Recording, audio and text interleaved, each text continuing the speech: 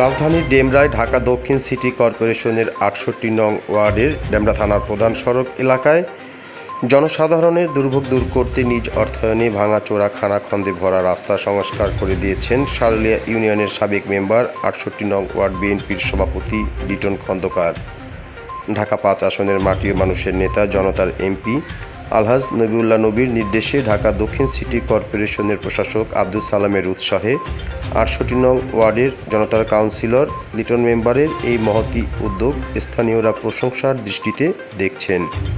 ডেমরা থানা main road এলাকায় এই ভাঙাচোরা খানাখন্দে ভরা রাস্তায় ১,০০০ থেকে ১৫০০ বস্তা রাবিশ ও বালু ফেলে উন্নয়ন কাজ চালিয়ে যাচ্ছেন লিটন মেম্বার। তিনি বলেন, আমি আগেও জনগণের সেবক হিসেবে কাজ করেছি, বর্তমান সময়েও কাউন্সিলর প্রার্থী হিসেবে জনগণের পাশে থেকে কাজ করতে চাই।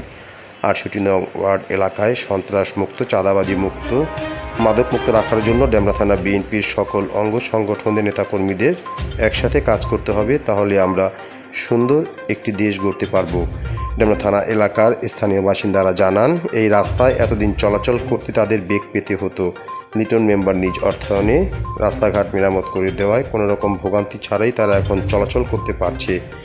স্থানীয়রা আরও বলেন, এই এলাকায় আরও বেশ কয়েকটি রাস্তার বেহাল দশা, বিশেষ করে ডেমরা থানার প্রবেশ পথটি একেবারেই চলাচলের অনুপযোগী। এসব ভাঙাচোরা খানাখন্দে ভরা সড়কগুলো নতুন করে নির্মাণ করার জন্য ঢাকা দক্ষিণ সিটি কর্পোরেশনের প্রশাসক ও আঞ্চলিক নির্বাহী কর্মকর্তার সদয় হস্তক্ষেপ কামনা করছেন স্থানীয়রা। Mushfiqur Rahman, live 24 news. আমি বাপে করছি, আমি বাপের ছিল, আপনি জানেন আমি মেম্বার ছিলাম, আমি বিভিন্ন দায়িত্ব পালন করছি। আমি মিত্রাতপন্থী কাজটি করব তারেক সাহেবের নির্দেশে এবং আমার সালাম ভাইয়ের নির্দেশে এবং নইবের অনুরোধে, নইবের পরামর্শে আমি কাজ করবো ইনশাল্লাহ। আচ্ছা, যে আমাদের তারেক সাহেব প্রধানমন্ত্রী যে কথা বলছে যে নিজের উদ্যোগে কাজ করবে, এখন আপনি সরকার আসে বসে থাকবেন, কাজ করাবেন, এই কাজ হবে না।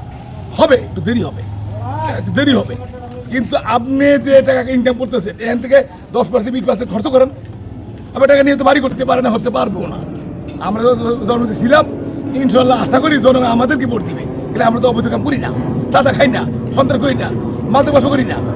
আমি আপনাদের অনুরোধ করবো, যাচাই বাছাই করে আপনি ভোট দিবেন।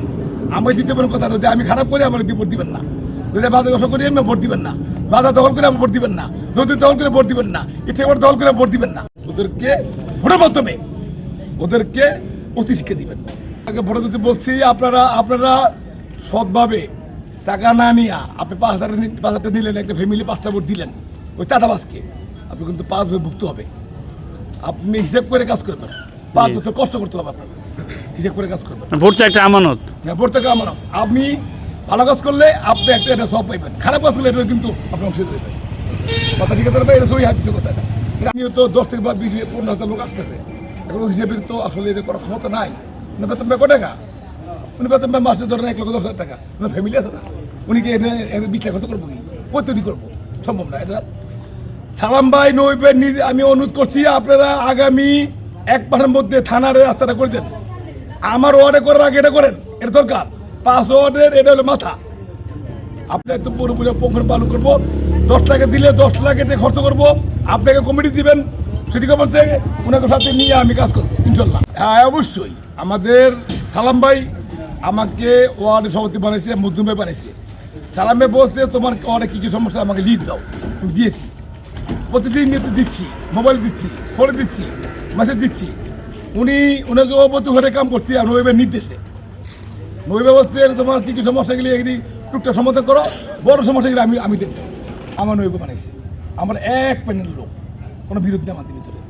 আমি চাই এই ওয়ার্ডে যাকে নমিনেশন দিবে বিএনপি থেকে, আমাদের নবী ভাই, আমরা তার নির্বাচনে করবো। এখানে আমাদেরও ভোটার আছে, আমারও একটা ভোটার আছে।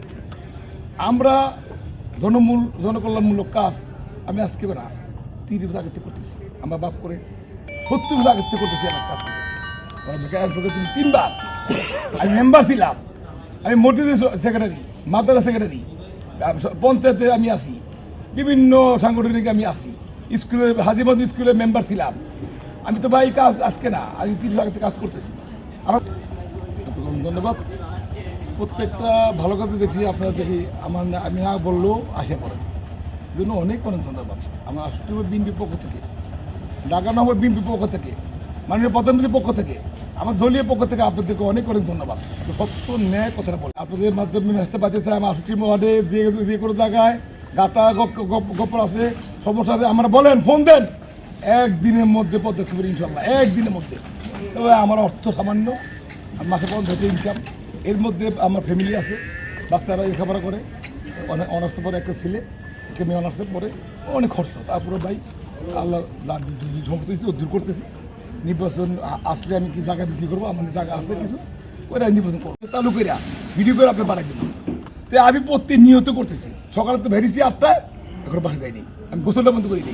ওদের কথা আমি গোসলটা বন্ধ করিনি। ওদেরকে ভোটের মাধ্যমে ওদেরকে অতি শিক্ষা দিবেন। আপনার এলাকায় ভোটারদের উদ্দেশ্যে কি বলবেন আপনি?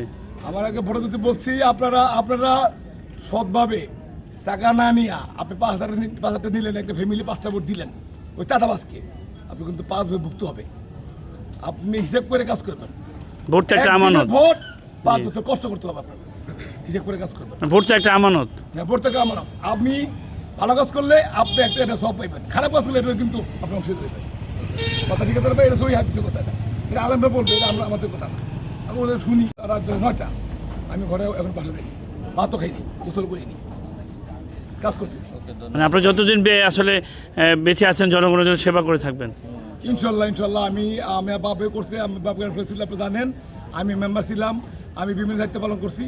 আমি মৃত্যুপন্থী কাজটি করব তারেক সাহেবের নির্দেশে এবং আমার সালাম ভাইয়ের নির্দেশে এবং নৈবের অনুরোধে, নৈবের পরামর্শে আমি কাজ করবো ইনশাল্লাহ।